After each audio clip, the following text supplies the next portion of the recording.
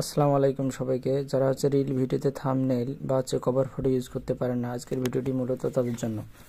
তো শুরুতে আপনার ফেসবুক প্রোফাইলের উপরে ডান দিকে প্লাস যে আইকনটা আছে, আপনারা এই আইকনটাতে যাবেন। এখান থেকে রিল যে আইকনটা আছে এই আইকনটাতে যাবেন। এখান থেকে আপনি আপনার একটা ভিডিও সিলেক্ট করে দেবেন। আমি আমার এই ভিডিওটা সিলেক্ট করে দিচ্ছি। এখান থেকে নিচে একদম ডান দিকে কর্নারে দেখেন নেক্সট যে অপশনটা, এই অপশনটাতে ক্লিক করে দেবেন। এখান থেকে আমার ভিডিওর মধ্যে দেখেন একটা গ্যালারির মতো আইকন শো করতেছে, এই আইকনটাতে আপনারা ক্লিক করবেন। ক্লিক করার পর ফেসবুক থেকে এরকম একটা অটো সিলেক্ট ইন্টারফেস চালু হবে।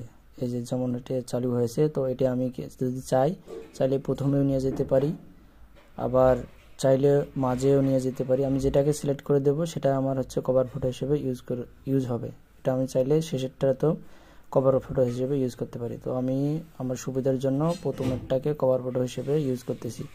এরপর উপরে ডান দিকে সেভ যে অপশনটা আছে এই অপশনটাতে ক্লিক করে দেবেন। এরপর এখান থেকে ডিসক্রিপশনের জায়গায় আপনি আপনার ভিডিওর ক্যাপশন দেবেন, হ্যাশট্যাগ দেবেন, দিয়ে আগের মতো পুনরায় আপলোড করে দেবেন। ধন্যবাদ।